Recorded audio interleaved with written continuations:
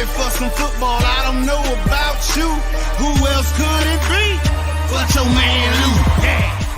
The LouieTeeNetwork is powered by the Card Collector Series. Join me, your man, Louie T, on my journey back into the card collecting space with the Card Collector Series on YouTube. Link is in the description. Who else could it be but me, your man, Louie T? Welcome to Divisional Round Weekend here on the LouieTeeNetwork. Continued coverage of the 2021 NFL playoffs. Wow. The first upset of the divisional round may not be the last upset of the divisional round, as the San Francisco 49ers go into Lambeau Field and defeat Aaron Rodgers and the Green Bay Packers 13-10. Aaron Rodgers and this Packers team now 0-4. Aaron Rodgers in particular 0-4 against the 49ers in the postseason. They just have his number. And I'll say this. First and foremost, I was wrong about this game. Flat out wrong. I did not think that the 49ers had a chance in hell of winning this football game because I didn't think they had enough offense. I knew their defense would be up to the challenge early. I just thought that they would wear down over time and that eventually they would break down because they wouldn't get enough offensive help.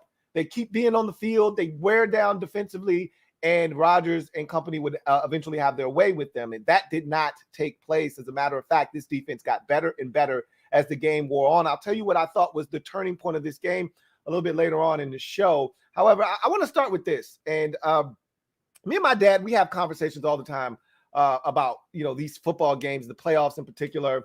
And every year we have the same conversation. And my dad always says the same thing. And I tend to agree with him. And you heard Troy Aikman say the same thing on the telecast. And I'm really starting to believe this. But the team that plays the week before, look, let's not kid ourselves. You want the first round bye. The teams that generally have the first round bye are the teams that usually make it to the Super Bowl. You can go and look at the Super Bowls that have been played the last couple of years. You'll find at least one of the one seeds in there. It may not be both. As you know, last year, the Buccaneers were not the one seed. They had to go on the road for 3 straight weeks, but they did exactly that, and they made it to the Super Bowl. But the Chiefs were the one seed, and they made it to the Super Bowl. The year prior to that, this 49ers team was the number 1 seed. They made it all the way to the Super Bowl. The Chiefs were the number 1 seed. They made it all the way to the Super Bowl. So, and you keep going back in time, and the number 1 seeds generally make it to the Super Bowl. That said, there's this feeling, right, that the team that played the week before, especially if you're not a dominant number 1 seed, and what have I said, and what have you said, and what have we all said this year? There is no dominant team in the National Football League this year. I said before the playoffs started, the only team that wasn't capable of winning the entire thing was the Pittsburgh Steelers. And really the Raiders too. I didn't think they were capable either. I said outside of those 2 teams, if you told me any other team, including this 49ers team, won the Super Bowl, I wouldn't be surprised. That's how wide open this thing is. That said, the team that played the week before, that won in Wild Card Weekend, they come in with momentum. They come in lathered up, having played the week before. The other team didn't play the week before, and you could see some rustiness sometimes from teams. You didn't see that from Green Bay. They came out laser sharp and focused. They scored on the opening possession. They had the football, and here's the turning play of the game for me. Mercedes Lewis's fumble on the second possession of the game for the Packers, to me, changed everything. Big play by a big-time player. And big-time players make big-time plays when plays need to be made. Fred Warner forcing the fumble. Again, if you're a Washington fan, that's what a dog looks like, and that's what a dog does when his back is up against the wall. He strikes. Peanut punch, football out, 49ers recover, and to me, the game was never the same after that because the 49ers were on their heels. They had no answer for this Packers offense. They couldn't stop Devontae Adams, and they looked like they were going to give up more points on that second possession. They were already past midfield, and they were heading for more points. And then the fumble happens. And after that, the Packers never regained their footing offensively, sans for the one drive that they had right before half when you had the blown coverage by Jimmy Ward and you get Aaron Jones all the way down the field. And then they still made up for that defensively with Bosa getting the sack and forcing them to kick a field goal. And then you get the block by Jimmy Ward. So Jimmy Ward making all kinds of plays. He messed up, but he ultimately made amends and atoned for the mistake by blocking the field goal. And they're going to talk all about the Packers special teams after this win, and rightfully so. They were awful. They've been awful all season long, from Amari Rodgers muffing punts, from Mason Crosby missing field goals and extra points, to now having a punt blocked and a field goal blocked in this game that cost you 10 points and ultimately cost you this game. They're going to talk about the special teams, but Aaron Rodgers and this Green Bay Packers team has choked in the postseason. Call it what it is. And to me, Rodgers has been the greatest, and I'm about to start saying this now. This is going to be my new thing when it comes to Aaron Rodgers. He's one of the greatest regular season quarterbacks I've ever seen. But he's falling into that Peyton Manning category. And, Manning on the way out as a passenger got his second Super Bowl, but it validated his career. He needed that second stamp on his, NFL career passport. You look, if Eli Manning has two, you better damn well end up with at least two. I look at Drew Brees and I'm like, yeah, you got one and that's cool. You never got another one. You had chances. You let the Rams come into your building, and I get it with the whole no call and all of that stuff. You let the Rams come into your building and beat you. You let Kirk Cousins come into your building and beat you.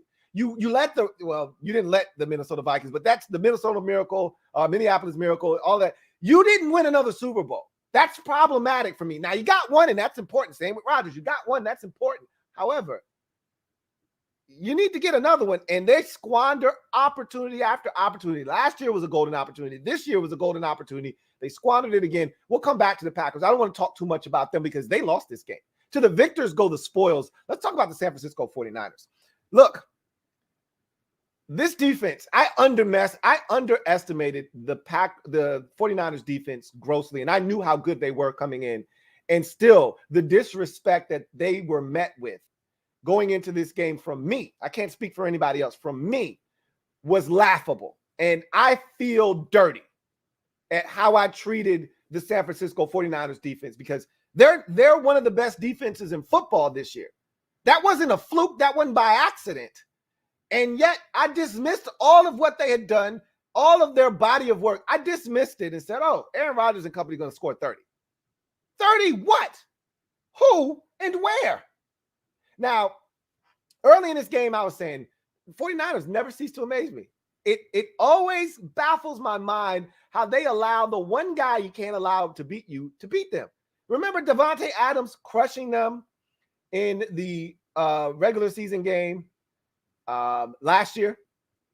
Remember Davante Adams crushing them in the regular season game this year?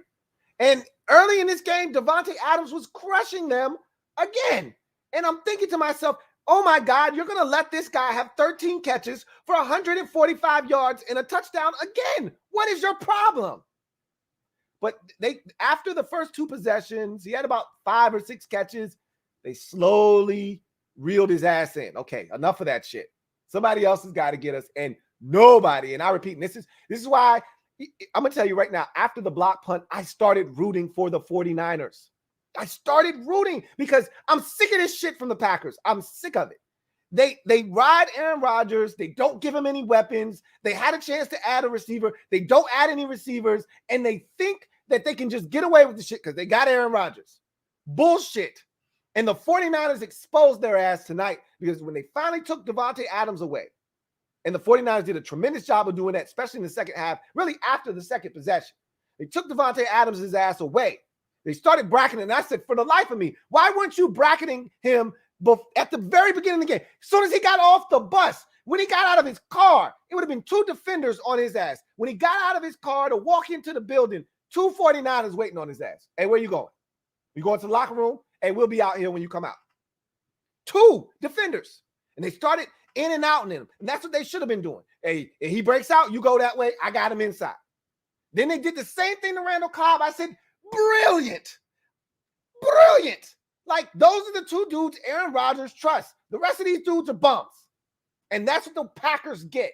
And so when they took those guys away, you started to see the rest of the defense wake up. And all of a sudden, the pass rush is getting home. And all of a sudden, Eric Armstead is eating, and he's rubbing his tummy. Give me some. I'm hungry. And then all of a sudden, you're seeing these guys start to get pressure on Rodgers, and he's starting to struggle. And now he's starting to check it down, and now he's getting a little antsy, and now he's stepping up in the pocket, and he's trying to scramble and extend. And you could tell Aaron Rodgers wasn't comfortable. And It was when they started to flip the switch in the secondary on those, two receivers, in particular, Devontae Adams. That's when shit changed defensively for the 49ers, and the game changed, I thought, once that fumble was forced by Fred Warner. And this defense and their special teams, they get all the credit. The offense, Deebo Samuel and George Kittle were huge in this game. Elijah Mitchell was solid in this game. Even though Kittle had the one drop, he made some phenomenal plays, including that one-hand catch. I thought that was a big catch at the time, because they were really dreadful on offense and up until that point. That what ended up resulting in a field goal on that possession. And Kittle was really responsible for that drive even having life. So Kittle was outstanding in this game. They couldn't cover him inside. Deebo Samuel is a Swiss Army knife that I've talked about for 2 years now. As a rookie in this league, we saw the potential. Last year, I thought the 49ers really started to unlock the Deebo Samuel Pandora's box of talent. And he was banged up a little bit last year, but you can see they started to figure out, hey, this dude we can hand it to him. We can throw it to him. We don't have to just throw the drift route to him. We don't just have to throw slants to him. We can get it to him on wide receiver screens. And he had one for like 70 some odd yards against the Bears earlier this season in a win on the road. Like, they've figured out how to get Deebo Samuel touches because he's their best player offensively. And they did it again in this game, and he was phenomenal, including that 3rd and 7. That was a huge, Jair Alexander, that was a bitch-ass move on that tackle attempt. That was straight bullshit. You know what I'm saying? If I'm a coach, shit like that would have my blood boiling because all he had to do was wrap up. And Robbie Gould is coming out to attempt a 52, 53-yard field goal. And maybe he doesn't make it. Maybe he does. Maybe he doesn't. I don't know. I'd sure as hell like to find out. Whatever the case may be, Aaron Rodgers is going to have a chance to touch the football one more time. That's all I know. Instead, you give a bitch-ass, tackle attempt, and Deebo Samuel runs for the first down, and that was pretty much all she wrote. Either they're going to win or this game's going to overtime. So, for me, Deebo Samuel, George Kittle, and Elijah Mitchell get all the credit offensively. Really, nobody else had an impact. Jimmy Garoppolo is terrible. Now, the interception before half is horrible. But when they needed Jimmy to make some throws, got to give him credit. And Jimmy stinks. Let's not kid ourselves. They won in spite of Jimmy Garoppolo, not because of him. But with the game on the line on that final possession, Jimmy made some throws. The throw to Kittle, the throw to Deebo Samuel out of the backfield to get them into a position where they felt like they could strike. Jimmy made some throws. All right. So you got to give him credit. But this was all about the 49ers defense and their special teams. That's what this was all about. They stymied a Packers offense that had been lighting up the scoreboard, and you felt like they had the advantage. And after that first possession, who didn't think this was about to be a rout? Because I sure did. And when they got the ball the second time and they're on the move again, I'm thinking, oh, shit, this could get ugly in the first half. And then Fred Warner punches that football out, and I swear it's like a switch flipped on. And from that moment forward, that 49ers defense was locked in, and the Packers offensively seemed to not be able to get into any kind of offensive rhythm. And even though their defense was solid in this game, I thought the Packers on both special teams, offense and defense, I thought they left a lot of meat on the bone. Jimmy threw some balls out there that stayed in the air forever. And if these corners were, I guarantee you this, if it were the one corner, I always forget his name, from West Virginia. If he were in the vicinity of some of these throws, them shits is going the other way and it's a touchdown. But you didn't have dogs. You had these little small mutts, that are the ones that want to make all the noise, but they ain't really trying to bite you. They ain't really got no real bark or bite. You got a rookie out there from Georgia. He ain't even looking for the damn ball. If he's looking for the ball, it's 6 the other way. It was another one floating in the air, and it's a linebacker. I'm not going to kill him, but I'm like, bro, if you a baller, if that's Fred Warner, that's 6 the other way. If that's Darius Leonard, it's 6 the other way. But he's not a baller. So you can ask a dude that's a non-baller to do baller shit. So I thought Jimmy left some shit out there for them to go get, and they didn't want it. And So a lot of meat was left on the bone. I thought Aaron Rodgers, you look at his numbers, you say, oh, Aaron Rodgers, man, the special teams. Aaron Rodgers did not play well tonight.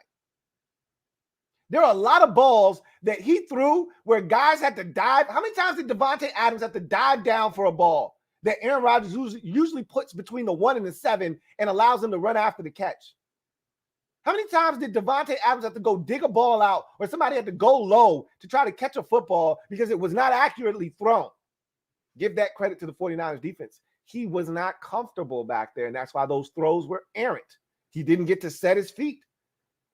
But we've seen Aaron Rodgers make accurate throws with no feet on the ground, okay? So no excuses. He started to feel the pressure of the moment, the gravity of the situation that he was in, and he clammed up.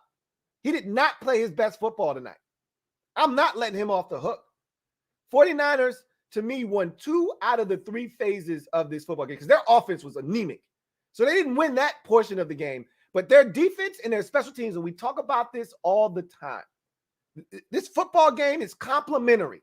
And there are 3 phases. And if you can win 2 out of the 3, and it doesn't matter which 2 out of the 3, you prefer offense to be one of them.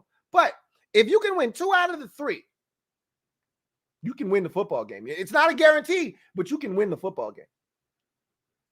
And the 49ers dominated on special teams. The 49ers dominated on defense. The 49ers won this football game with those 2 components, in spite of an offense that was anemic all night long. Wow, the 49ers are moving on, and they'll either head to Los Angeles for the Rams. And if I'm a 49ers fan right now, I'm rooting like hell for the Rams to win tomorrow in Tampa, because you know you can go to LA and win. And the bigger portion of that isn't just the fact that you can go to LA and win. You've done it before, and you know them, and it's family business, this, that, and the third. But you can take over that stadium. You can turn it into a home game. You've done it before. You did it in week 18. You can do it again. Your path to the Super Bowl is exponentially greater if the Rams win tomorrow. If you got to travel to Tampa, it's not out of the realm of possibility that you can't get that done, because you can go to Tampa and beat the Buccaneers. But that's Tom effing Brady. I'd much rather take my chances with Matthew Stafford this time of the year than Tom effing Brady. In my mind, after the Packers lost this game, I said, well, Tom Brady's winning, at least going to another Super Bowl. That's what I said. But I picked the Rams. I think the Rams are the better team, and I think they're going to show it, because the Bucs are banged up. The Bucs have issues up front, and the Bucs don't have their receivers, no more AB, and they don't have Chris Godwin. I think this is when their luck runs out. But it's Tom Brady. It's Tom Brady. We'll say it one more time. It's Tom Brady. So I don't know. But if I'm a 49ers fan, I want to go to LA, because my fans can take that little trip up the road from Santa Clara, a couple hours away, come down, take over the stadium like they did in week 18, make Matthew Stafford have to go on a silent count, and we can get this party really going if this game is in LA instead of being in Tampa, where the Bucs fans are going to show up and show out, and you playing against the GOAT. You really don't want the smoke this time of the year with the GOAT. So this 49ers team, I'm not going to lie to you. I'm going to say this now. I don't think they're going to go to the Super Bowl, but they feel like a team of destiny. They feel like the 05 Pittsburgh Steelers, who were a 6 seed that went on the road and won 3 times to get to the Super Bowl. They feel like the 08 Giants, you know what I mean? 07 Giants that won against the Patriots. In the undefeated Patriots that went on the road. They went to Lambeau, as a matter of fact, that year. They feel like that. Improbable run, a 6 seed, nobody's giving, any chances to, and they slay them one after another. And I knew they were going to beat Dallas. I did not see this coming. Wow. We'll come back to the Packers, because I'm so over the Green Bay Packers in the playoffs. I'm so over them. And my guy, Juice Alert, I really would love to talk to him, because he's so over the top with his team, and they're going to do this and they're going to do that. And it's as if he hasn't watched them choke away opportunities to win Super Bowls his entire life. So this one's for you, man. This L right here is for you. Take it, read it, and weep. let's get to the super chats and the comments for this one. Got a super chat here from Dylan Hinton. Thank you for the super chat. Greatly appreciate you. Dylan Hinton writes, I don't think that having the 1 seed is that good. The team you face just won a wild card game and they have all the momentum. And that's essentially what my dad always likes to say. I always disagree with him because there's nothing like getting healthy and getting as many people back as you possibly can. The Packers were able to do that. They got a lot of guys back for this game. And the one that they didn't get back really hurt them in David Bakhtiari because they were giving up pressure on Rodgers. But I can tell you this. The 1 seed shortens your path to the Super Bowl. And if you're a dominant team, you want that 1 seed. The problem with the 1 seed is when you're not a dominant team and you're coming off of a bye week in a team that has all the momentum because they just won a game the week before, yeah, you can get beat. That's what happened to the Titans, and now that's what happened to the Green Bay Packers. But as I've mentioned before, there's no dominant team this year. So the 1 seed was really a liability is what it turned out to be. Both 1 seeds on the very first game they play on Saturday of the divisional round weekend go down. It's not a coincidence that those 2 teams go down because they weren't dominant teams. Neither of them were. And I've talked about the Packers. How many times after streams, do you guys remember this? And I think you will. How many times after streams or after games during overtime when the Packers played, and you know the Packers are on they're on prime time 4 or 5 times a year every year because of Aaron Rodgers and how good they are. And how many times did I come on and say, I'm not impressed by this Packers team? And, you know, there would be Packers fans, it's 2 in particular that would come on and say, Louie, wait till we get all our guys back. Give us a chance. And I'm like, I'm telling you, this team isn't even as good as last year's team. Last year's team felt dominant. I said, this team feels more like the 2019 team that felt like a house of cards that got smashed by the 49ers in the playoffs. I said, this team feels fraudulent like them. And they kept telling me, no, Louie T, wait till we get our guys back. We'll get Jair Alexander back at some point. And we'll get Zadarius Smith back. And I'm like, your defense isn't the problem. It's your offense that's worrisome to me. It's not your defense. It's your offense. And what'd you know? The defense did everything they could to give them a chance to win. If not for the special teams, they win this game 10-3. The 49ers offensively weren't going to score a touchdown, okay? They weren't going to score a touchdown tonight. But the defense, the special teams provided them with the opportunity to tie the game, and then the defense went out and got the stop. As we've seen with Green Bay, when the game's on the line and they need it from that offense and Rodgers to step up, he never seems to do it. Didn't do it against Tampa Bay. Had 3 opportunities in that game. The defense got him 2 interceptions. They got him the ball back 3 times in a row with a chance to take the lead, and he failed all 3 times. So this is not new territory for Aaron Rodgers. He's not a postseason quarterback. He's a regular season quarterback. And he's had some moments in the postseason. That Dallas game on the road about 5-6 years ago, legendary. But again, Aaron Rodgers is a regular season quarterback. In the postseason, he doesn't get it done and his team doesn't get it done. And we can blame all kinds of different reasons as to why. You go back to the Seattle year where in 2014, where he should have been in the Super Bowl, and you know the tight end couldn't recover the onside kick. Seattle ties it up, goes overtime, and wins the game. Yeah, we can blame all these different components, but at the end of the day, his teams always find a way to lose and gag it away this time of the year, and they did it again in this game. And I think that 1 seed wasn't a gift this year. It was a curse because there was no dominant team. If you're dominant, if you're the Kansas City Chiefs from last year or the year before, you want the 1 seed because nobody's coming in your building and beating you in your building. You want the 1 seed. The Packers last year, nobody was coming to Lambeau to beat them except the GOAT. That was it. Nobody else was coming into Lambeau and beating them. So you want the 1 seed. This year, the 1 seed wasn't a gift. It was a curse because nobody was dominant and everybody was vulnerable, which is why I said before the season, the postseason started, anybody could win the Super Bowl, sans for the Raiders and Steelers. Everybody's liable. Everybody's got a shot, and everyone is in the runnings. And you saw it again tonight. You saw it with the Bengals. You saw it in this particular game. Wow. Wow, wow, wow. Niners fan, thank you for the super chat. Greatly appreciate you, and congratulations to your Niners. You didn't think you had a chance. You told me last week there's no way we're going to Green Bay and winning. I didn't think you had a chance, and we were both wrong, and I know you are so glad you were wrong. I'm mad because now I'm 7-1. I'm no longer perfect in the postseason, but I didn't think this would be the one. If I lost the game, I did not think this would be the one. Yikes. He says, we did that shit, Lou. Let's effing go. We're winning the Super Bowl. How about our elite defense? I was screaming so loud when Hufanga made the play. We don't quit. Your defense is it's getting back to that 2019 status. It's not quite there yet, but it's getting there. I thought that there were opportunities missed by the Packers in this game, but at the end of the day, this defense has been the catalyst for this run that you were making in the postseason at this current moment. And your special teams, they've been clutch as well. They've made plays. And here you are, one step away, one game away, one victory away from getting back to the Super Bowl yet again. This is amazing. This is the thing. You say you're going to win the Super Bowl.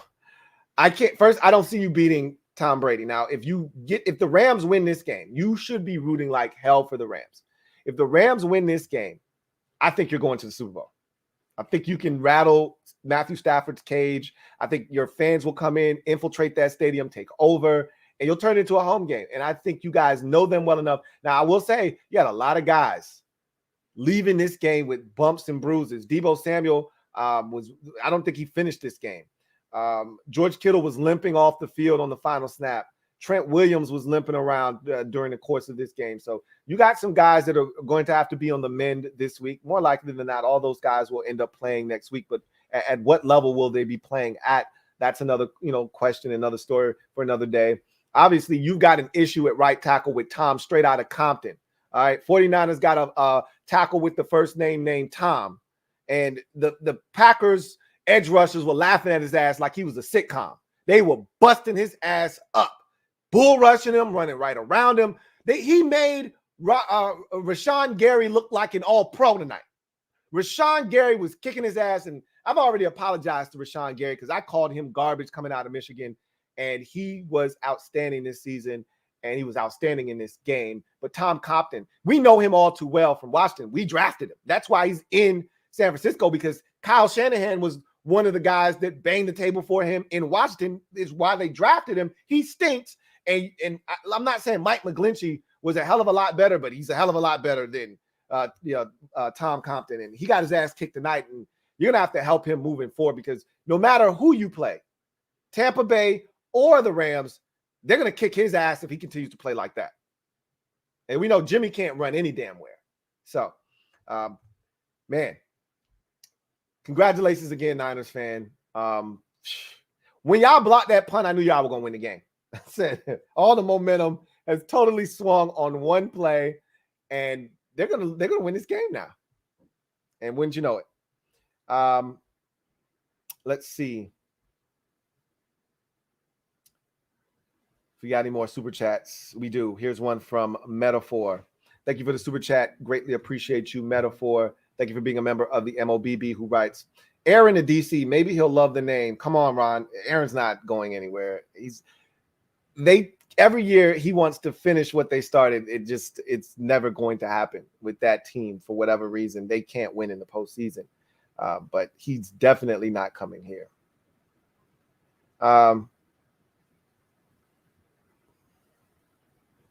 Let's see. The Hawk TV, thank you for the super chat. Greatly appreciate you. The Hawk TV writes, Aaron became expendable. Washington, perhaps? I don't understand why you guys feel that way.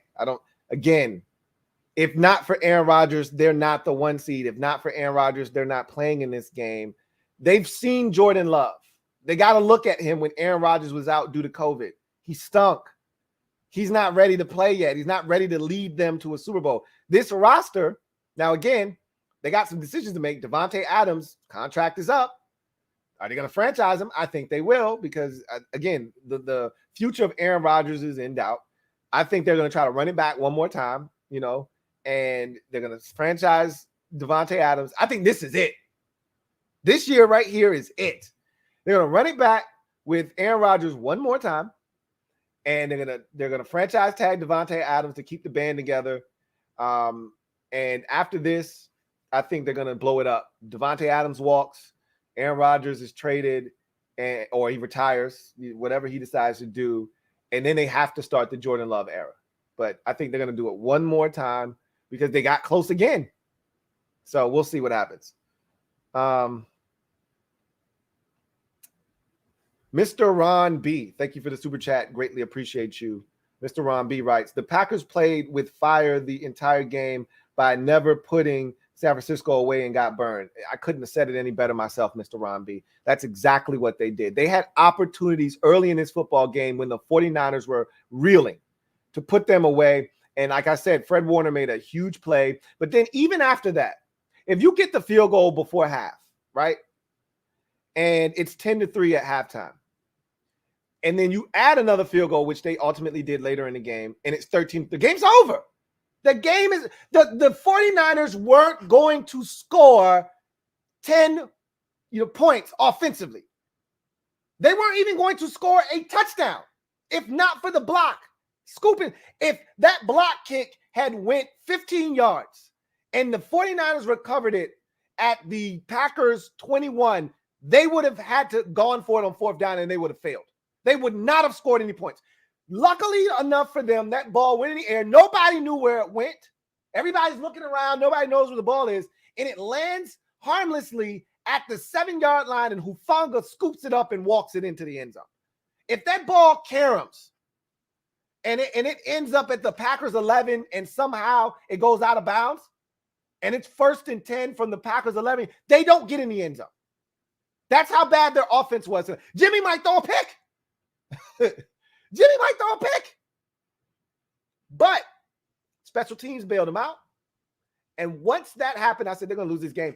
And so that missed opportunity early in the game and then the missed field goal right before the half, I said the same thing.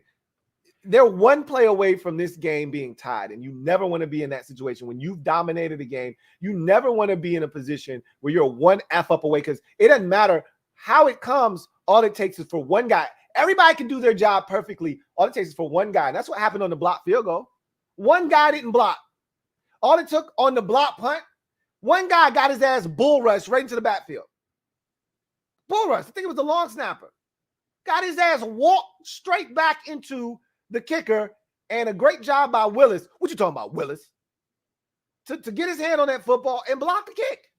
All it takes is one guy to wreck your season. Black Al B, thank you for the super chat. Greatly appreciate you, my guy. Black Al B writes, Rodgers loses in the playoffs again. Ha, ha, ha, ha, ha, ha, ha. Always a great time when he loses. Bad man? Nah, he just bad. He's a bad man in the regular season. In the postseason, that's when it's nut hugging time. You know what I'm saying? And when shit gets rough, Aaron Rodgers' sack shrinks. His shit don't drop to the floor. His shit shrinks and shrivels. Pause. And I love Aaron Rodgers. You guys know that. I'm an Aaron Rodgers guy through and through. One of the most talented quarterbacks these eyes have ever seen. But there's something to be said about being clutch when your team has to have it, and when you get into these particular games and moments. And football is not a one-man sport. I don't care how good you are as an individual. It's a team sport. And again, 2 out of the 3 phases need to come along for the ride if you're going to win. And, Aaron Rodgers, we can say what we want about his performance. He was not great tonight. Despite the numbers, he wasn't great tonight. I've already talked about how errant he was on a lot of these throws and how guys had to dive and they couldn't get yards after the catch. I mean, even the Aaron Jones touchdown or big play before half, that was a good ball. But, a perfect ball, Aaron Jones just catches it like this and he scores. Instead of having to turn, and maybe that's the Aaron Jones thing. Maybe he could have kept running in the direction that he was running, and he just felt more comfortable, pirouetting and catching it like that with his hands instead of catching it or you're kind of over the shoulder or whatever the case may be. At the end of the day, Rodgers missed a lot of throws in this game. in terms of his accuracy. And that's not what we're used to seeing from him. This was not a good Aaron Rodgers game. That said, he's a bad man in the regular season, just not the postseason. That's what it's turning out to be. Jason Rodgers, thank you for the super chat. Greatly appreciate you. My guy, Uncle Jay, writes, hey, yo, Jimmy tried to give another game, and they still won. I think I counted at least 2 pick sixes this game. I told you there were 2 in particular. We probably talking about the same 2 plays. I already talked about them, where the ball hung in the air forever on outbreaking routes. And I'm like, Jimmy is playing with fire. And I can't remember the cornerback's name, the one that had all the pick sixes from West Virginia on the Packers roster this year, number 29. But I'm telling you, if he would have been around on either one of those plays, that shit's going the other way for a touchdown. But you had a rookie corner who at Georgia couldn't catch claps in a whorehouse, and Eric Stokes. And then you had the linebacker Campbell out there for the other one, I believe. And neither one of those dudes are looking for the football. They're just looking to make a tackle. They're not looking to make a play. They just looking to get a guy down on the ground. And so that's the difference between when you're a ball hawk, you're looking for the rock. All right. And it takes a different type of individual to look for the football instead of looking to make a tackle. And Jimmy threw it out there a couple of times, and it could have easily been picked off and taken the other way for a touchdown. But when shit's going your way, when you're living right, the ball bounces your way. And that's what happened to the 49ers. They're living right now. They're living right.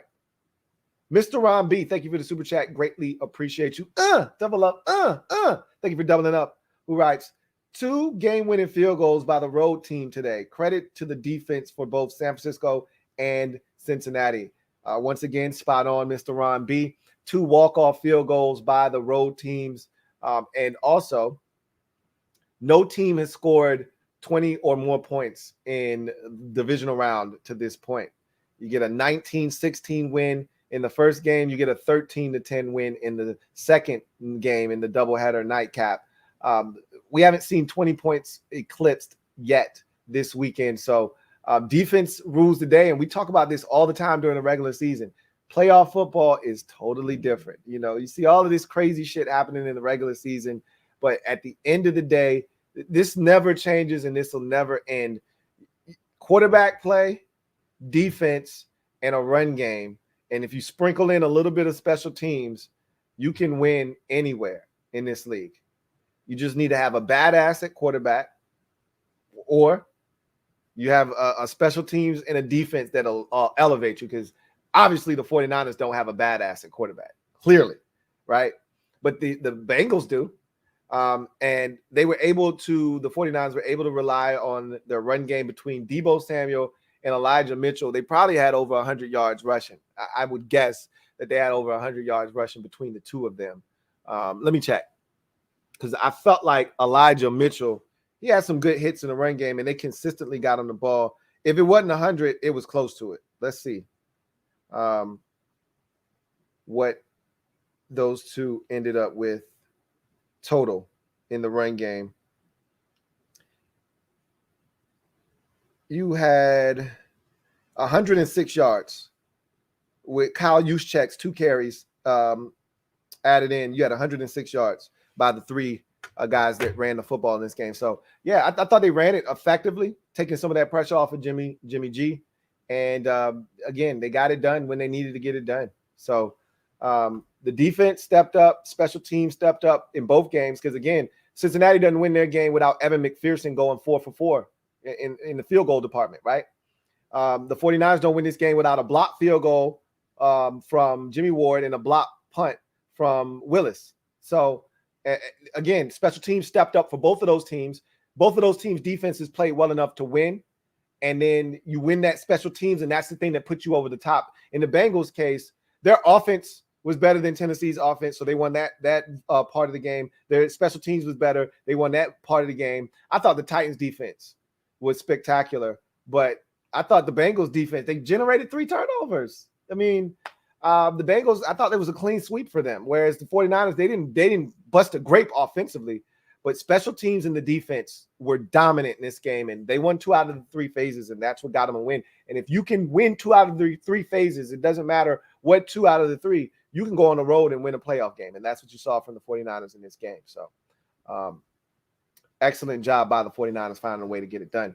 Malachi Malik, thank you for the super chat. Greatly appreciate you, who writes, Rodgers is officially through with the Packers. A-Rod, what's up, baby? Take us out to dinner. # come to Washington.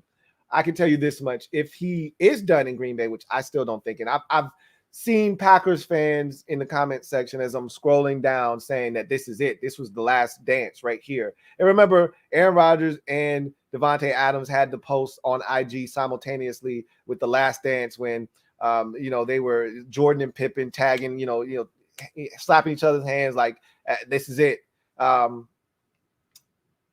I don't think it is. I really don't. I remember saying this last year. They're going to do this one more time. That was last year when they lost. So they're going to run it back one more time. Adams is a free agent after next year. Rodgers, they'll trade him with the reworked deal with Rodgers where he can control what he does and, this, that, and the third. He has all the leverage. So if he wants to stay in Green Bay, he can. If he wants them to trade him, he can request a trade. If he wants to retire, he can retire. I think he wants to stay in Green Bay. He said it himself. He had a ton of fun this year. I think they franchise tag Davante Adams. They bring Aaron Rodgers back. I mean, they don't have to do anything. He's under contract. They bring him back, and I think they run him back one more time. I truly do believe that. But even in the event, let's just go with your hypothetical that this is it. He's done in Green Bay. I will bet any amount of money, all the money I have in my bank account right now, he's not coming to Washington. We are not even on his short list of destinations that he would even entertain. So you guys can quit with that right now. Metaphor, thank you for the super chat. Greatly appreciate you. My guy, Metaphor, thank you for being a member of the MOBB Rights. All 4 always win this week. All 4 ways win this week, he says. I don't have the Bills winning. I had the Titans losing, so that I did have that one. I did not have this one, obviously. I've got the Rams winning. I don't have the Bills winning. You could be right, though. All 4 away teams, road teams, could go and be road warriors in this playoffs. It's very possible. As I mentioned, there is no dominant team, so it would not shock me in the least if we had road warriors all going on the road, winning games to set up a crazy scenario where we're going to get a 3 and a 4 in the AFC and a 4 and a 6 in the NFC. I don't think I can ever remember a time where there wasn't a 1 seed or a 2 seed in the championship game. It's not uncommon that a 1 gets knocked off, even though a 1 usually represents one of the conferences in the championship game. There's always a 1 seed. We will not have a 1 seed this year, but that's the kind of year that it was. Nobody respected the Titans for a reason. And I didn't think Green Bay would lose this game, and I thought they would represent the NFC in the championship game, but I thought they could lose at any point. I just didn't think they would lose to the 49ers. And just know this, God, thank you that, well, it would have been the Rams, so never mind. I was about to say, thank you that this wasn't Dallas. Woo! Because Dallas could have won the Super Bowl. I keep trying to tell y'all, this is how wide open this shit was. If Dallas had beat San Francisco, they could have won. They could have beat any team. Glad that they're not around. That's why Jerry Jones was so pissed off about this season, because this was the year. This was the year to win it all. John Livingston, thank you for the super chat. Greatly appreciate you. Thank you for being a member of the MOBB, who writes, Lou, it's all set up for us. Win and host the AFC ship. Tomorrow night will be so intense on this game. The Packers special teams fire them into the sun. I don't disagree with you. As a fan, I want to be in the position that you're in so bad. But on the flip side of it, my nerves would be through the roof in a game like tomorrow where you know what's at stake. You win and you're hosting the freaking championship game. Can you believe that? Your boys go on the road and beat Kansas City for the second time this year in their building. You're hosting the AFC championship game. You haven't done that since 1993. Let that sink in for a second. You'll be hosting the AFC Championship game for the first time since 93. Wow. So it's amazing to think about, but you got to go on the road and do something that is a pretty damn tough task, if you ask me. But it's not impossible. And I think every Packers fan would agree. They would agree with your assessment of firing their entire special teams unit into the sun. Anyway, I digress. Brandon Brantley, thank you for the super chat. Greatly appreciate you. My guy Brandon Brantley writes, at what point are we going to say that Rodgers turns into Captain Checkdown in the playoffs? I wouldn't call him Captain Checkdown in the playoffs. That wouldn't be a fair assessment. He's had some good playoff games, and he just hasn't had great supporting cast. But we you know how this goes. Fair or unfair, it is what it is. As a quarterback, when your team plays well and you win, you get all the accolades. All right, you get the credit for it. When your team plays well and you lose, doesn't matter. You lost. Whether you played well or not, you lost. Whether the defense stinks or the special teams in this case stinks, you lose. It's on you. It's a reflection of you. Even though you had nothing to do with the block field goal or the block punt, that's not your problem. You still get the credit when you win, and you get the blame when you lose. And that's a part of the quarterback position, and that's a part of the responsibility of being a quarterback. You have to take all of that stuff, you know, the good and the bad, the criticism and all the praise. So with Aaron Rodgers, he's not Captain Checkdown. He checked it down a ton tonight, but it was because of what the 49ers were doing. They double-teamed. It took them a while, and I didn't think they were going to do it after the first two possessions. It took them a while, but they double-teamed Devontae Adams in the slot. They double-teamed Randall Cobb as well, and they said, all right, you don't have Valdez-Scantling, so we're not afraid of anybody getting vertical on us. Okay, the one speed guy you got, he's not playing. So now we can sit on everything underneath. We're not afraid of Alan Lazard. We're not afraid of Josiah DeGuara. Yeah, none of your guys scare us. So you're going to have to check this down to your running backs, and we'll rally up and tackle. So, and that's what they did. Let's see. Dylan Hinton, thank you for the super chat. Greatly appreciate you. Double up. Thank you for doubling up, Dylan. Greatly appreciate you. Writes, kind of feel bad for Norman on a new team every month. Same Deshaun Jackson. Don't feel bad for Josh Norman. He's one game away from playing in a Super Bowl, which is his ultimate goal. He wants to win a Super Bowl. Well, he's going to have a chance. He's played in one, lost with the Panthers. He's going to have a chance to potentially play in another one if he can get a win here. Last year, he was with the Bills. They were one game away. They fell short. This year, he'll be one game away again. We'll see if he can get it done, or will he fall one game short once again? Don't feel bad for Josh Norman. Trust me. HHC Lunar, thank you for the super chat. Greatly appreciate you. Who writes, Jimmy G is so weird. He sucks, yet he is one game away from going to his second Super Bowl in 3 years. In an age where you have to be a good quarterback, it's crazy.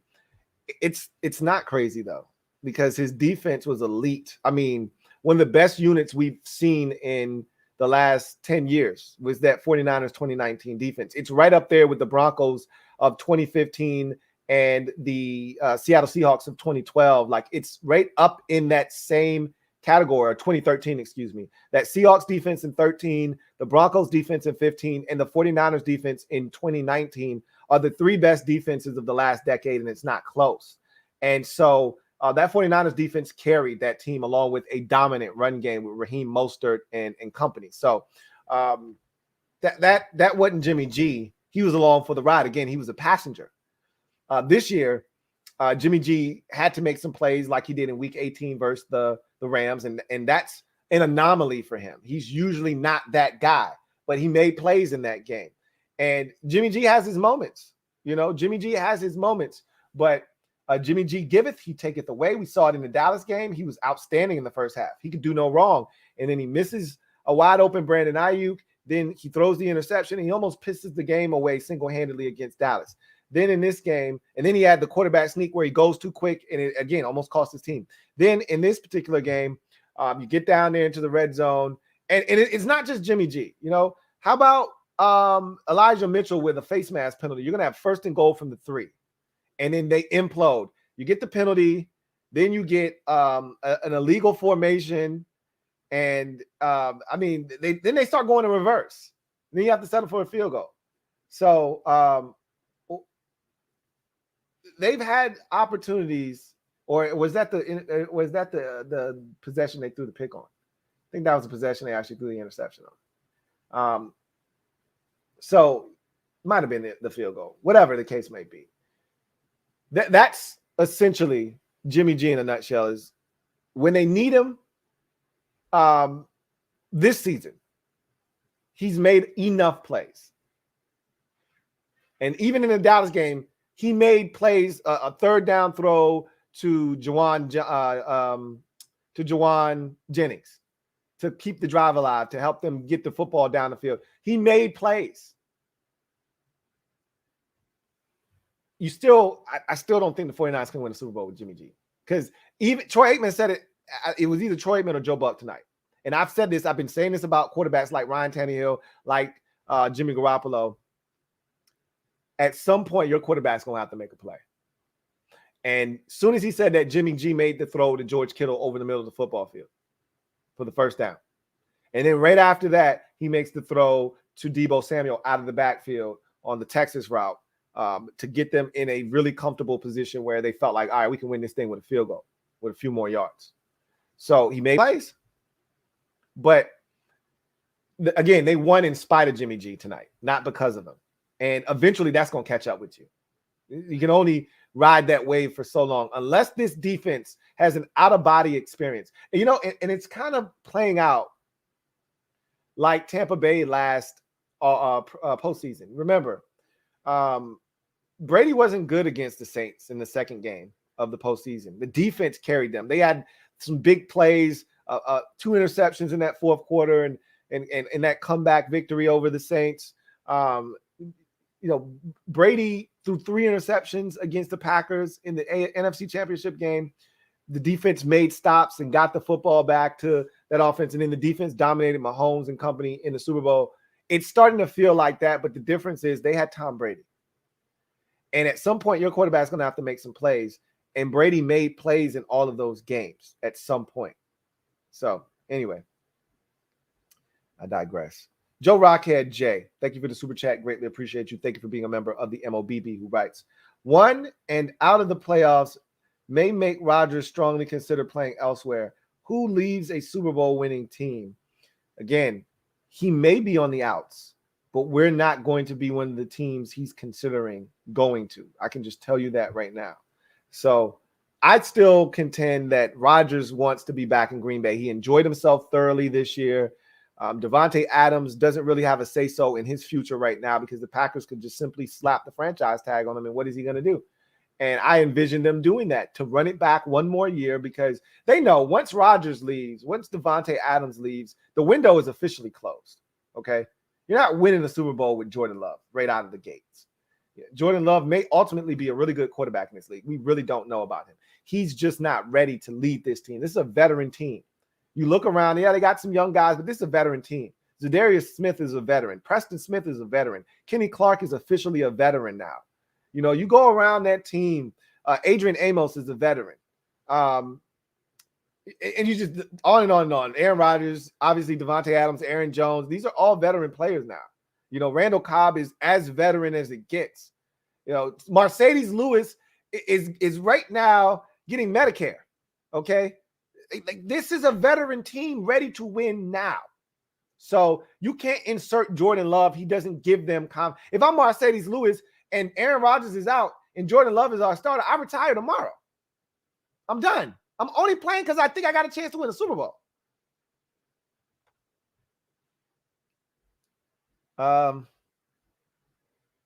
Metaphor. Thank you for the super chat. Greatly appreciate you. Double up. Metaphor writes, Justin, Aaron immunized against Super Bowl 19. Yeah, that whole situation was wacky. And maybe this is a little karma for that. Him being disingenuous there. Maybe that's what this is. Who knows? John Perry. Thank you for the super chat. Greatly appreciate you, my guy Jay. John Perez, excuse me. JP, thank you for the super chat. Greatly appreciate you. Who writes, I'm so over Green Bay in the postseason. You and me both, man. But I do agree that they're going to run it back one more time in 2022 with the same crew. And if they don't get it done, that entire team gets blown up. That's how I feel, JP. I truly believe that 110% with every fiber of my being that they'll run this back once more, because they know once Aaron Rodgers is gone, once Davante Adams is gone, they don't have a chance to win a Super Bowl in the immediate future. And this is a veteran roster. You can't just hit the reset button or, just try to pick up on the fly with Jordan Love and act as if, we're still in this thing. No, you're no longer a Super Bowl contender if Aaron Rodgers and Davante Adams aren't in the mix. So I think they have those guys come back for one more year. And this will truly be the last dance, because they won't, franchise tag Davante Adams a second year in a row. And Aaron Rodgers is probably going to be either out or ready to move on or ready to retire after this next season. So I think he's going to chase that second Super Bowl. He needs it for his legacy. He needs it. He needs that second Super Bowl for his legacy. Badly. He needs it. John Perez says, thank you for the super chat, John. Greatly appreciate you, my guy, JP. Double up, writes, I'm starting to sour on Matt Lafleur, honestly. I get that.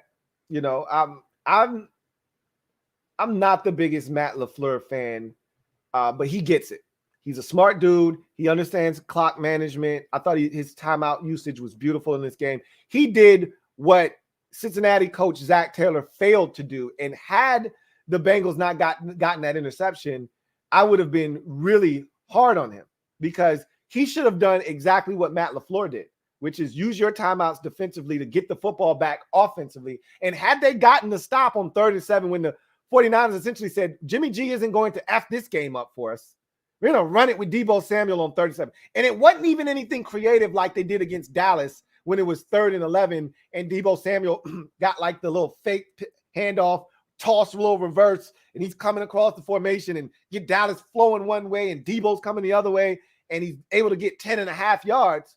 They simply ran a shotgun draw, essentially a shotgun handoff, a gun run that was easy to stop. And Jair Alexander came in with a ole tackle attempt, and Deebo Samuel got the first down. So had they gotten that stop, his usage of his timeouts would have worked perfectly, and they would have got the football back. Aaron Rodgers would have had a shot, especially if Robbie Gould would have missed that field goal. He would have had a shot to win them the football game. I'm not sour on Matt Lafleur. Let me walk that statement back. I don't think he coaches aggressive enough in situations. We saw it last year, electing to kick the field goal instead of going for it.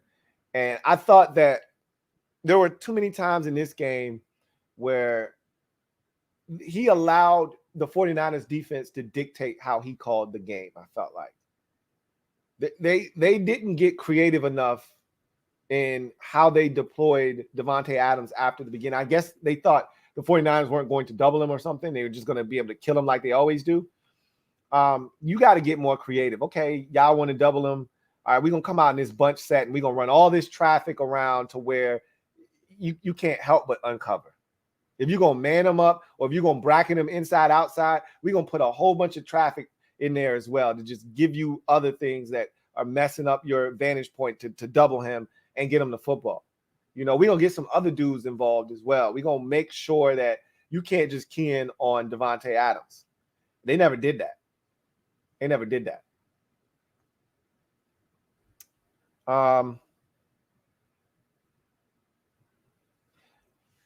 Malachi Malik, thank you for the super chat. Greatly appreciate you. Double up. Thank you for doubling up. Malachi Malik, who writes, they won't get A-Rod more receivers next year. Watch. To me, that's been the biggest downfall of this Packers team, is their inability to get Aaron Rodgers elite level wide receiver help. They keep getting these back end of the draft guys, Valdez Scantling and what's my man name from Notre Dame? St. Brown, Equanimous St. Brown. These are the guys that they got the kid from Clemson on the roster, but he was a non-factor this year. Amari Rodgers, like they refused to get Aaron Rodgers a second round or a first round wide receiver. And if they had just done that, I feel like that would have made all the world difference. But that's been their mantra. That's been their motto since they got Brett Favre, really. I mean, I think the last time they spent a first round pick on a receiver might have been Javon Walker. If I'm not mistaken, Javon Walker out of Florida State. I could be wrong. But if I had to guess, memory serves me correct. And I'm just putting it off the top of my dome. I remember him getting hurt one year and Brett Favre pretty much saying, bro, you need to play. And you never do that in the NFL. You never speak on another man's money. And he came back and he played and he tore his ACL. And I'm like, if I was Javon Walker, I probably would have went up to Aaron Rodgers and two-pieced him. Bow. Because he put the pressure on him. When your quarterback, who's a Hall of Famer and beloved, comes out and says, bro, you need to play. I mean, he backed you into a wall, essentially. Anyway, I digress. That's another conversation for another day. They don't do this. They don't invest. The Antonio Freemans of the world, the Donald Drivers. These are guys, undrafted, late-round guys. Hell, Randall Cobb is probably a mid-round guy, third, fourth-round guy out of Kentucky that, turned out to be really good for them. But they don't spend on first and second-round wide receivers. They just don't. And I think that's what hurt them tonight. They didn't have another guy.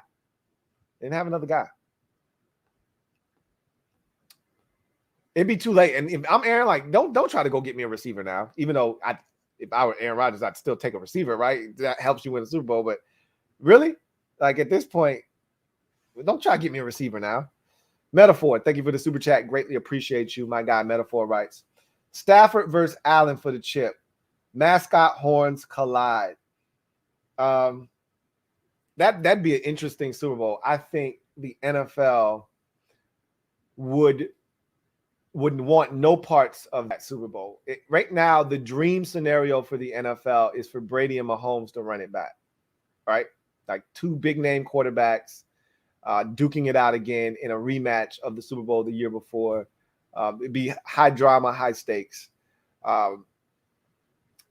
The Rams is a big major, media market, so they wouldn't mind LA being in the Super Bowl, even though the Rams don't really draw. They wouldn't mind the Rams being in the Super Bowl, and they'd be playing in their own stadium. I think the Rams are hosting the Super Bowl, if I'm not mistaken. It's in LA.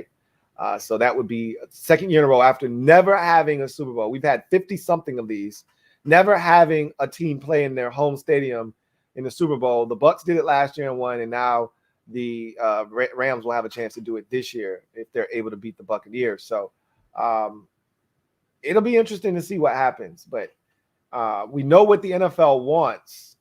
Will they get it is another discussion. Either way, I don't think we'll get a horrible game. The only team that could derail everything is these 49ers. Like they could muck up the Super Bowl and have it be 16-10. Like their defense is good enough and their offense is bad enough that they could muck up a Super Bowl and make it 16-10. But if you get Burrow or you get Allen or you get Mahomes and company, if you get Brady or you get that Rams offense in this thing, I mean, we could get us a 30-27 game right down to the wire. So we'll see what happens. Joe Rockhead J, thank you for the super chat. Greatly appreciate you. Double up. Joe Rockhead J writes, once Dallas was out, we didn't need Green Bay in the playoffs anymore. I'm an Aaron Rodgers fan, so obviously I wanted to see him get another chip. So there was a limited rooting interest. Like I told you, once they had the punt blocked, I was rooting against Green Bay. Like, you bastards, get them the hell out of here. You know what I mean? Like, this shit shouldn't be this close. Get them the hell out of here. They're choke artists. Get them out of here. But I had a rooting interest, like I said, a small one. Not like I don't have a dog in the fight, so I wasn't at the edge of my seat rooting for Green Bay. If they won the game, cool. If they didn't, I don't have a problem with that. Like, There's no, big rooting interest, but I would like to see Aaron Rodgers win. You know what I mean? But he didn't get it done. He did not get it done. So that was the last super chat. Now we will go to the comment section. Time is it? We got about 10 minutes.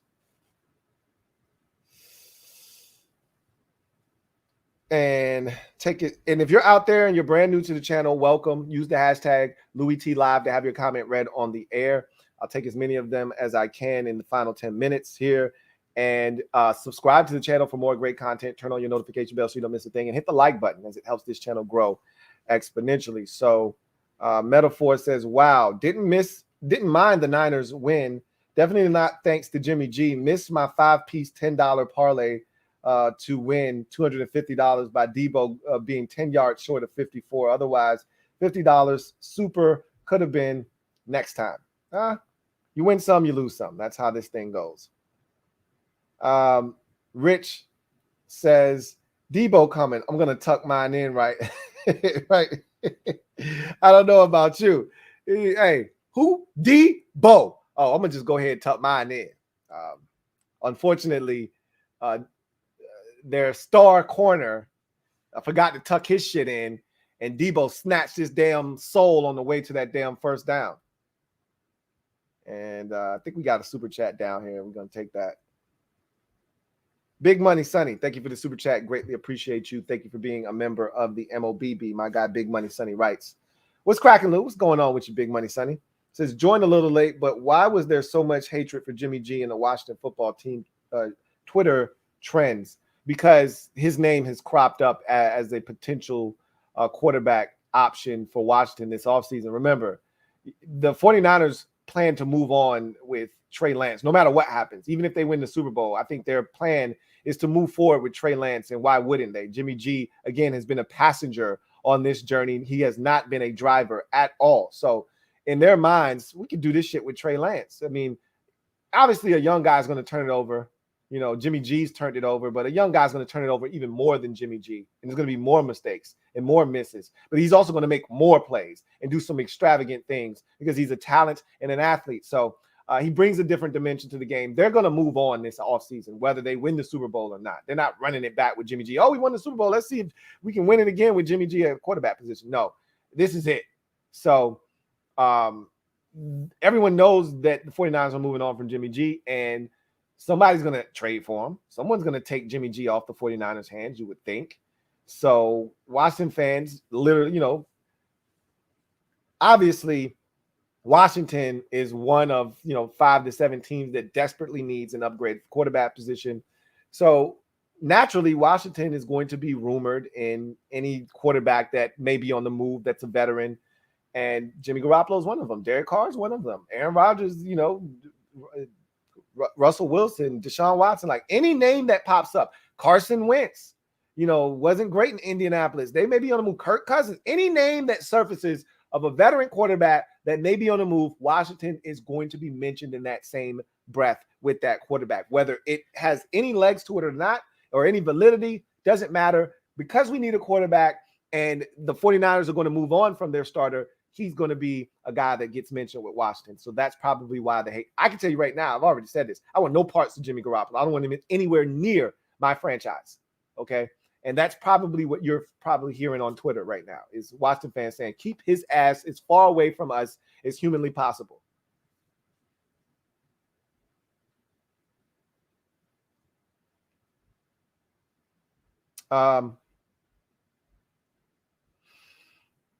Let's see. Let's get back to the comment section. HHC Lunar writes, did Tom Brady just go back to the Super Bowl? That's what I said. As soon as this happened, I said, oh, well, not that Tom couldn't go to Green Bay and win. He did last year, right? But the path got a lot easier with this one. I mean, he doesn't have to leave Tampa. If they win this game, he doesn't have to leave Tampa. So I said the same thing. I said, shit, Tom Brady going to another goddamn Super Bowl. Hey, how about it? But I picked the Rams, so we'll see what happens. Atlas says, been saying it for years. Packers are annual regular season merchant frauds. And this is supposed to be the MVP. Please. He won it last year. He wasn't going to win it this year. Somebody else is going to get a chance to win it. But he played well during the regular season. But that's the regular season. We talk about him being a bad, bad man. In the regular season, he is a bad man. But in the playoffs, this is what he's been. And it's unfortunate because it's wild how many chances he's had in the playoffs because he's so good and how many times he's failed, him and his team. I don't want to be guilty of being one of those people that just say he failed, because I remember the one year in 2016 where he literally drugged that Packers team to the playoffs and through the first couple of rounds of the playoffs, beating Dallas single-handedly by himself. The defense was anemic that year, and the Falcons were so good, and there was no way that garbage-ass defense was going to be able to stop that high-powered Atlanta Falcons offense led by, of all people, Kyle Shanahan. And Aaron Rodgers single-handedly beat Dallas, and I forget who they beat in wild card weekend, but they were in the NFC Championship, and they got smoked by the Falcons. But that wasn't Aaron Rodgers' fault. That defense was terrible. But again, 2014, that wasn't Aaron Rodgers' fault that their tight end couldn't recover an onside kick. Shit happens, though. You know? It is what it is.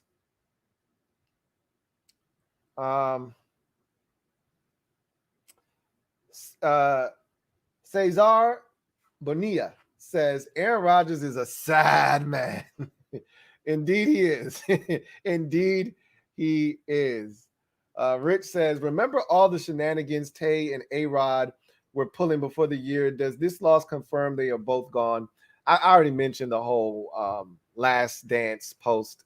No, it doesn't confirm. Because again, the Packers are in full control of the situation, just like they were last offseason when Aaron decided, I don't want to play here anymore. I want out. The Packers like, no, we're not trading you. So you can either play for us or you can retire. They're in the same position this year. They hold all the cards. Aaron Rodgers is under contract. He has a lot more say about what happens to his future, whereas he didn't have it, last year before he, did the restructured deal. But at the end of the day, he's still under contract. And Devontae Adams, he could want to leave. He could want to go to Vegas and team up with his former college quarterback, Derek Carr. But the Packers have the first right of refusal, and they can say, no, here's a franchise tag. You're not going anywhere. So if the Packers want to run it back, they can. If they don't, then they just can let Devontae Adams walk and Aaron Rodgers will leave, and then they could just start anew. Or they could trade him, I should say. But they're not going to do that, I don't think.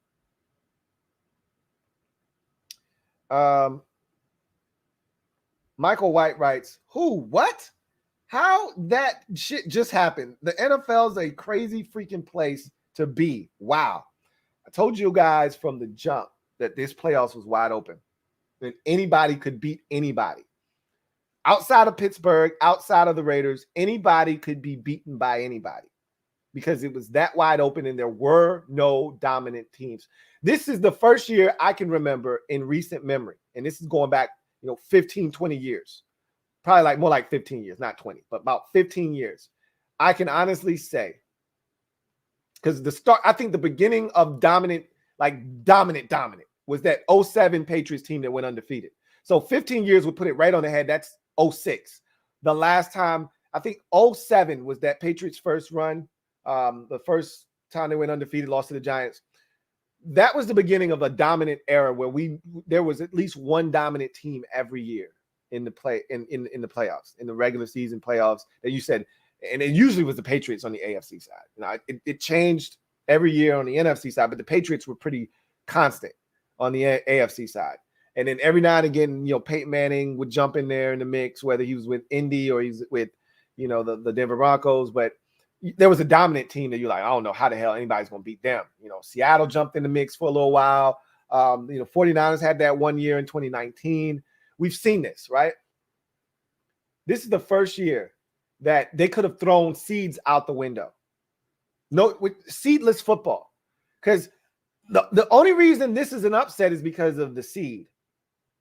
If Green Bay were the 6th seed and San Francisco was the 1 seed, It's not upset. But because of the seeding, it's an upset. But at the end of the day, anybody could beat anybody. I didn't think this would happen. Honestly, this particular game, I didn't think the 49ers would beat the Green Bay Packers. But it just speaks to the point that I've made a million times.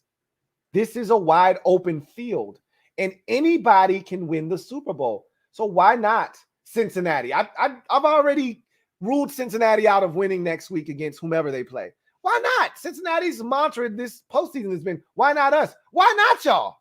This shit's wide open. 49ers have to be saying the same thing. Why not us? Why not us? We went to Dallas and won. We went to Green Bay and won. The Buccaneers did it last year, went on the road and won 3 to get to the Super Bowl. Why not us? Shit's wide open, man. I don't think it's going to happen, but it's wide ass open. That is for sure. Got another super chat. This one is from Big Money Sonny. Thank you for the super chat. Greatly appreciate you. Double up. Thank you for doubling up. Big Money Sonny, who writes, thoughts on the rumors of Dan Quinn possibly heading to the Giants? Also, yeah, Jimmy G ain't coming here even if he was wanted. The Giants getting a guy like Dan Quinn would be scary. Again, any defensive-minded guy going to the Giants would be awesome for the Giants because their defense under Patrick Graham was conservative, but yet he got a lot out of them for them having, solid talent, but not upper echelon talent.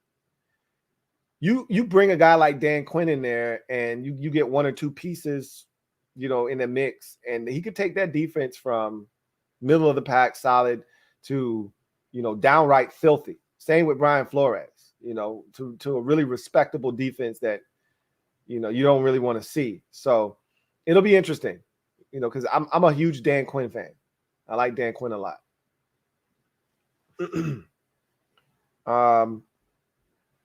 Metaphor, thank you for the super chat.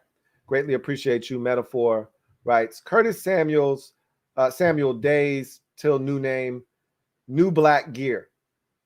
We'll see. We'll see what happens. One of the colors is black. We do know that. That's a part of the colorway now. So we'll see what happens. But 10 days, as you mentioned, until that takes place. Let's take some more comments. Take a couple more. We'll get out of here. See where we left off at. Right here, Niners fan says, we are battle tested. I love our chances against either of our next opponents. Defense has shown they can step up against the elite offenses. I'm so proud of this squad. You should be. You should be, because this is improbable. I don't think you saw this coming a month ago, 3 weeks ago, last week, even after the game and you won, you're like, we're going to get smashed by Green Bay. You know what I mean? This is an improbable run. But at the same time, there's nothing more refreshing than when everyone tells you you can't do something and then you go out and defy the odds and do it. I remember when Washington beat Pittsburgh, no one gave us a chance to win that game. Still don't know how the hell we won that game, but the Steelers we saw what they were at the end of that season. We caught them at the beginning of the end, right? So that's how it happened, but it still didn't make it feel any less gratifying. They were undefeated when we beat them. They were the last undefeated team in the league, and we took them out. That felt great. Now, multiply that by 10. That's what you just did, because not only did you beat the number one seed, you did it in the playoffs. And this is your second game in a row where you go on the road and as an underdog and win. So you're feeling good. You're confident. And you're like, you know what? I don't give a shit who it is. Bring on anybody. We can take them on. That's how you feel like it's, your team against the world, and it doesn't matter who it is. You're going to take them out. That's how it feels right now. But at some point, Jimmy G's going to have to win you a game, and I don't trust that bastard at all. Sorry, not sorry. Let's see. Niners fan also says, we have the best defense in the league. So proud of D'Amico and our guys. D'Amico Ryans is a guy that I think he should be mentioned for a head coaching job. I haven't really heard his name circulating. Maybe he's had an interview request or two, but I don't really hear his name being mentioned enough for the job he's done in San Francisco. But, too, I don't know if the Carolina thing makes a difference or not, but there was a stretch there where Carolina Panthers defensive coordinator, if you were the Carolina Panthers defensive coordinator under Ron Rivera, you were going to get a job. That's just how it went. Sean McDermott got a job. Then the next year, Steve Wilks got a head coaching job. And it was just this cycle. And then Steve Wilks was so bad that was it. And I don't know if anybody wants to go back to the 49ers well again, because unlike the Buffalo Bills situation where McDermott came in immediately, and even though they didn't win that first year, you could see he's got something brewing. I don't know if you feel that way about Robert Saleh and the Jets, but I don't know if that makes a difference with DeMeco Ryans or not. But he's doing a phenomenal job, I must say.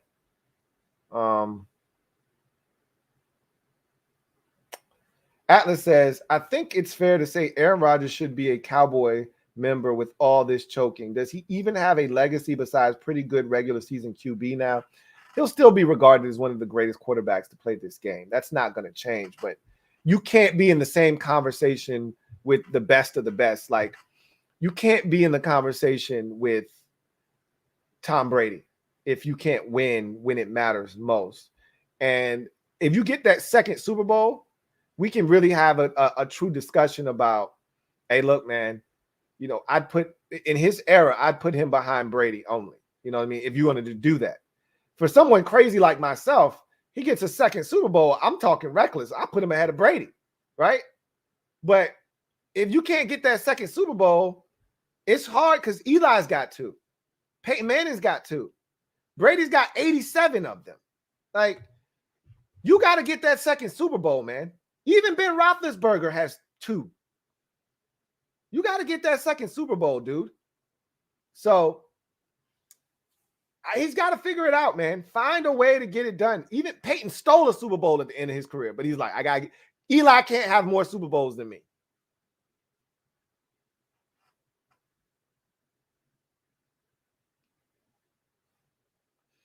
Red Wings 01 writes, it's astounding the number of ways Aaron Rodgers' teams have managed to let him down. He wasn't great by any means, but my God, that special teams unit and the O-line were atrocious.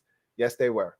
And some credit needs to be given to San Francisco as well for making that offensive line look as bad as they did tonight. However, you're right about the special teams unit. I mean, that is just ridiculous how you just piss away that game. 2 big mistakes on special teams literally cost them the game tonight. But then again, if you're Aaron Rodgers and you're this great quarterback with all of these chops, you have to elevate your team in this situation. Okay, special teams pissed away 3 points right before the half. Okay, special teams pissed away the lead with the block punt. You getting the ball back. It's 10-10 with 5 minutes left, 4 minutes left, whatever it is. You're getting an opportunity to put the team on your back and say, you know what, we're not losing this effing game. At least get into Mason Crosby field goal range and let him piss away the game so you can say, I did what I had to do. He didn't do that. He didn't do that. They went meekly into the night offensively, and in the defense that they played great all game long. They fell flat on their face when the Packers needed them the most.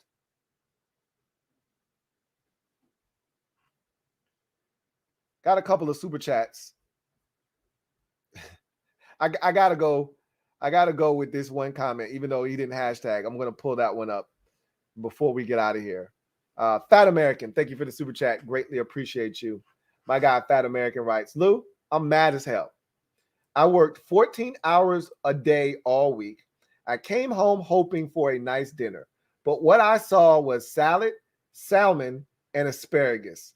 What the F, man? That sounds like a nice, healthy dinner. Eat it. Don't complain. There's people out there starving that would love to have salad, salmon, and asparagus. You should be thankful. Sounds like a very yummy, scrumdiddlyumptious dinner. Sans for the salmon, of course.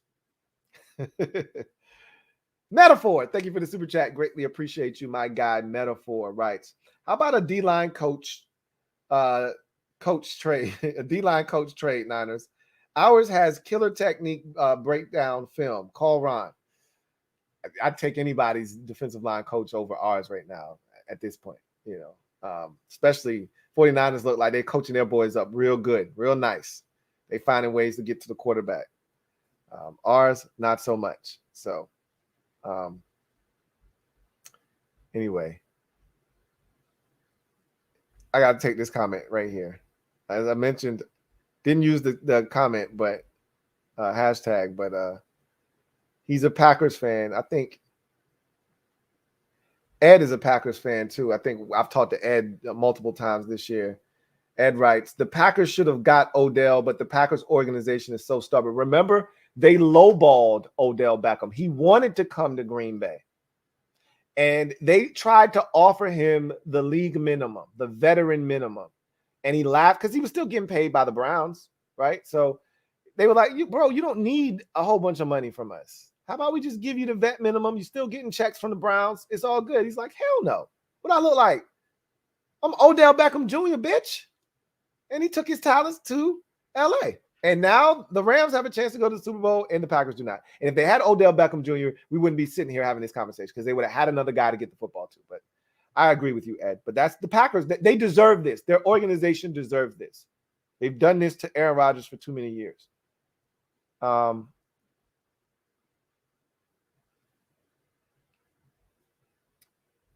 Let's see. Where was I at? I think I was up here somewhere. This is what I wanted to put up here. Cody Larson.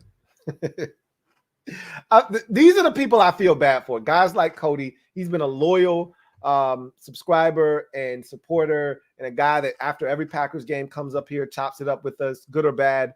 And I'm rooting for guys like Cody to get a dub, to get the hoist the Lombardi, to bring the trophy home. I'm rooting for Cody and guys like Ed, who they're dying to see this team win. And this is what the team does to them. They win all these games in the regular season, get the number 1 seed, and this is what they do. First game out of the gate. And, that's rough. That's all I can say. That's rough. To lose in the manner that you did, that's rough. Cody says, I hate this team. I get it, man. I get it.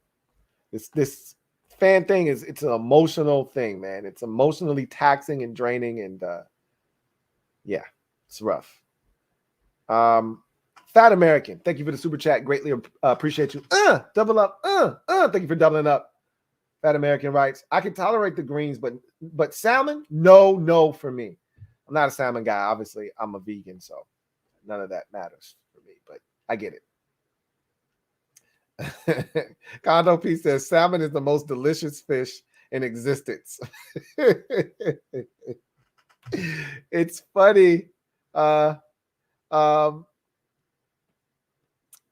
We had this conversation, me and my wife. Somebody had posted something on social media about salmon. Anyway, I'm not gonna bring it up. Anyway, I digress. Fat American writes, thank you for the super chat first and foremost. Fat American writes, why would you do paying 2 first rounds and a second for Wilson? I told you at this point, I'd do just about anything to get a quarterback like that. That's a steep ass price, but at this point, I'm willing to pay whatever it takes to get a guy of that caliber to Washington. I'm sick of losing, and a guy like Russell Wilson could change everything. So at this point, I'd do it. I'm at wit's end at this point. I don't trust the organization to find a quarterback that they can groom and cultivate to grow into the kind of quarterback that's going to change the game. I don't trust this organization to be able to secure a guy here and get him to come to Washington. They couldn't do it with Amari Cooper. He'd rather take less money to go to Dallas. Couldn't do it with, Matthew Stafford, who I don't think wanted to come here anyway, but Washington wasn't willing to give up the extra first-round pick. I don't blame them for not wanting to give up. They didn't think they would have to, but the Rams did it, and now the Rams are 1 game away from, NFC Championship game. So I don't trust this organization to find a quarterback and groom him and get him to play at the level that we need him to be a franchise quarterback to lead us into the future. So for me, I look at this situation, and if you told me Russell Wilson was available and that's what we had to give up, I would do it personally. So that wouldn't be my choice to do it. But if you put a gun in my head, all right, make it happen. Do it. Ed, thank you for the super chat. Greatly appreciate you. Ed writes, Louie, I'm a Bears fan, but you all good, LOL. I thought you were a Packers fan. I don't know why I thought you were a Packers fan. There were like 2 Packers fans. Cody was one of them, and I feel like there was one more. I thought it was you. I might have been. Obviously, I was wrong. It wasn't you. It's somebody else. But it was one more. It was one more Packers fan out there, and I feel for him too. And he might be in the comment section somewhere. Metaphor, thank you for the super chat. Greatly appreciate you. Metaphor writes, salmon is pretty legit though. Hashtag salmon tea live. I wasn't a big salmon guy growing up. I used to devour tilapia until I found out that it wasn't actually a real fish.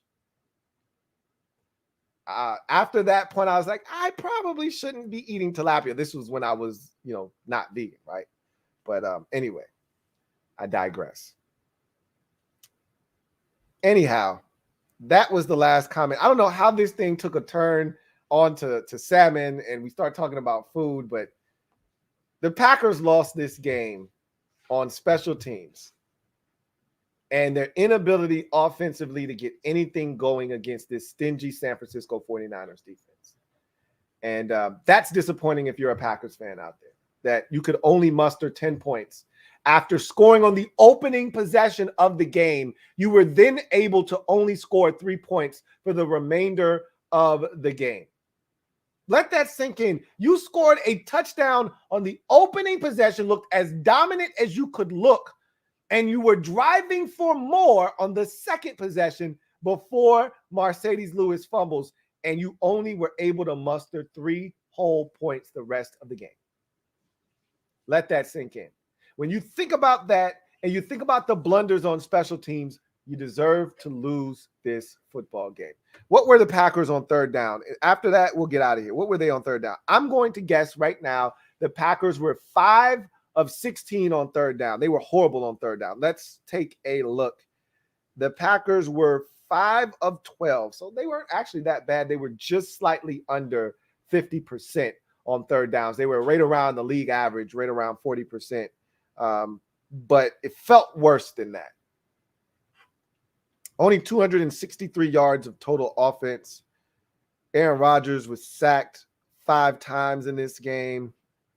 They only rushed for 67 yards. They were 1 of 3 in the red zone. That's how you lose football games. Now, the 49ers were 0 of 3 in the red zone, okay? But if the 1 of 3 is representative of this. They had a chance to put this game away sooner rather than later, and they failed to do that. And the 1 of 3 in the red zone is representative of that. So there you have it. Green Bay Packers, one and done. Aaron Rodgers' future in Green Bay is now in question. We'll see what the offseason holds for the Packers. I think they're going to run it back. Meanwhile, the San Francisco 49ers march into Lambeau Field and do the improbable with a sterling defensive performance and a special teams gem.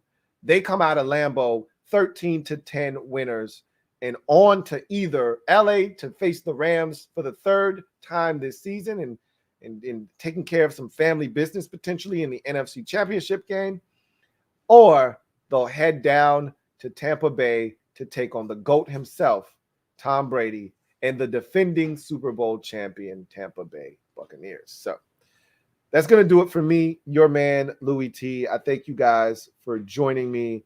I've got a couple more super chats on the way out. One here from Michael Rojas, who writes, Washington football team trade for Calvin Ridley. Thoughts? I don't see them doing that. Guy had mental issues last year. Again, he's got to be coming up on his final year of his rookie deal, so you're going to have to pay him soon. You're not looking to trade for a guy that has a contract that's expiring that you're going to have to pay. You got to pay Terry. You just paid Curtis Samuel. Again, I don't see them pouring more money into that position. If anything, they'll draft a young player. I don't see them going out and trading for one. So I don't see Calvin Ridley coming to Washington. Fat American.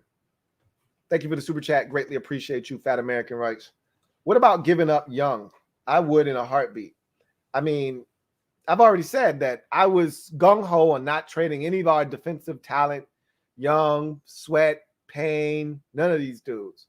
I wanted to hold on to my stuff and, see what this defense could be. My tune has changed. Everybody's on the table. No one's off limits on the defensive side of the football. If you told me I could get one of these big name, established quarterbacks that have 5+ years left in the tank, I'm on board. Let me have them. Because at the end of the day, you can't keep everybody as is. And if you tell me I'm giving you Russell Wilson and you're going to be in the NFC Championship game 2 to 3 times in the next 6 to 7 years because of Russell Wilson, sign me up. And I'll give up whoever I got to give up to get it done. Sign me up. So at this point, yeah, that's how it would be. But anyway, that's going to do it for me, your man, Louie T. Thank you for joining me on the show tonight. We got 2 stellar games and fantastic finishes on Saturday. Let's see what Sunday has in store for us. And we'll know a lot more about how these playoffs are going to shape up. After tomorrow, we'll know what games will be played and where they'll be played. And, man, if today is any indication of what tomorrow is going to be, we're in for a treat because we got some really good contests with some really good football teams on Sunday for sure. So that's going to do it for me, your man, Louie T. Get off the bench, get in the game, kick it with me, your man, Louie T. Until next time, you guys have a great night. God bless and good night.